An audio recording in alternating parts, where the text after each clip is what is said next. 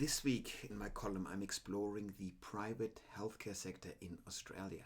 Healthcare, of course, is by far the largest industry in Australia, employing 1.8 million people, fastest projected sector to grow by about 250,000 people in the next 5 years. So healthcare is a big deal. Healthcare, of course, divides into a private and a public sector. We're only looking at the private sector here.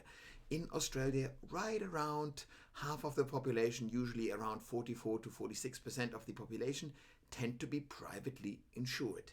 What happened over the last, let's call it pre-COVID 5 years or so, is that the private healthcare sector, everyone from hospitals to pharmaceutical companies, got very concerned about stagnating membership numbers. The total population of Australia grew, whereas the membership number essentially stayed the same for 5-6 years. A big concern for the sector. Why was that the case? Well, first, maybe the good news is that since COVID, the private insured people shot up, an increase by 170,000 people in just a year since the start of the pandemic. So is that good news? Did the sector do something right?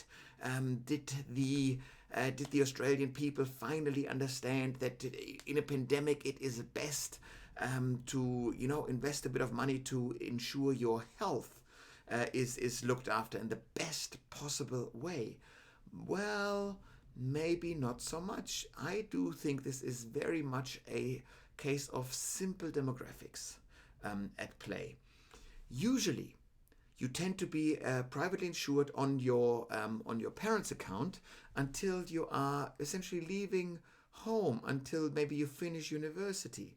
So while we have teenagers still insured at a very high share, we have people in their late 20s, 25 to 29, insured at 23%. So that's a very low rate. And that's, of course, a problem. And it is a particular problem for the sector if you have the biggest bulk of the population, the millennial population, at exactly this age group where they are usually not privately insured. And this is what happened over the last couple of years, is that the millennials, this 18-year birth cohort of millennials, slowly moved through this big window of the 20s where people are not privately insured.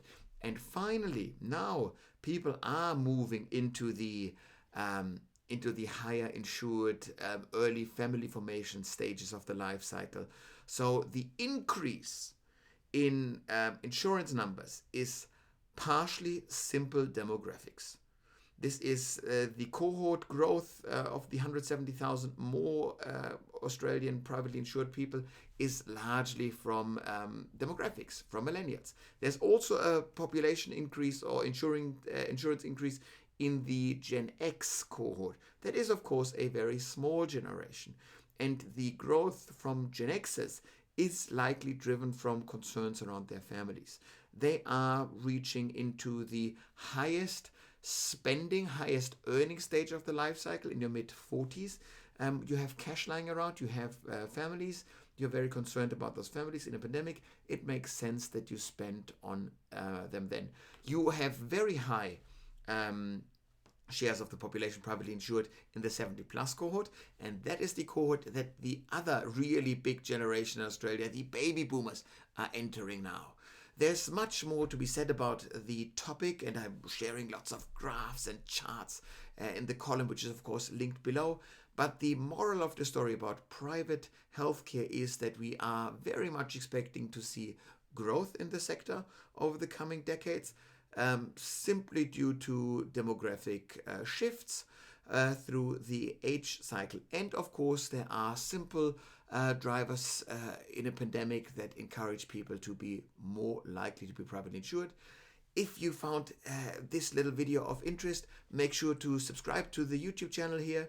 I'm sharing weekly insights about the demographics of Australian business at this place.